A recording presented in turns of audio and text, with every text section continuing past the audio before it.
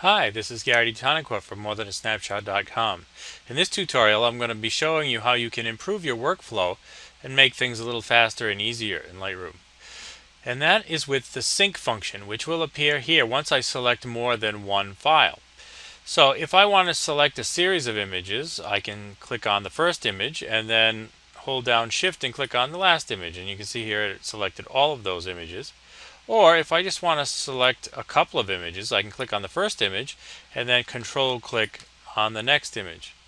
Once I have my images selected, I come over here and make sure this is checked off up at the top so that it says auto sync. Once it says auto sync, whatever changes I make should be applied to both images at the same time in real time, although there might be a little delay. So if I do something drastic like increase the exposure, you can see here that the thumbnail of the second image got really bright, just like the first one. So any adjustments I make are happening right away to both images because of this auto sync function. So that's one way to sync files. If you know you're going to be doing a series of images, you can just do it right away with the auto sync function. More times than not, I tend to use the second method because I can select exactly what I want after the fact. It gives me, I don't know, I guess I'm just not as prepared in the beginning. So here's how you can use the second method. If I select an image that has adjustments already made to it, and then I select another image, control click on the second image, and change it to the bottom little checkbox where now it just says sync. Now it's going to take whatever information was on the first image I selected and apply it to whatever other images I selected after that. So when I click sync, now here's where it gives me some options. These are all the things that could have been listed here that could have been adjusted. If I check all, you can see that all of these things are checked off. And if I just apply that, it'll apply everything to the image. So if I click sync, you'll notice this thumbnail here just updated.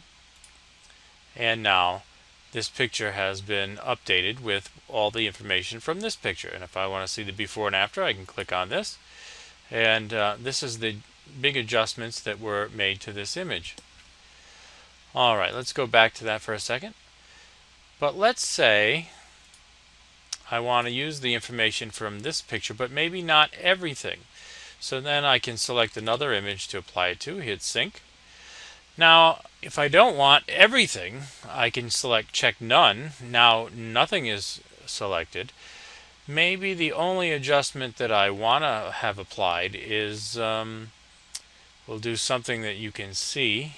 Let's say the cropping. And if I hit sync, this image should be slightly cropped. And you can see here it's cut off some of the bottom, so that was probably cropped.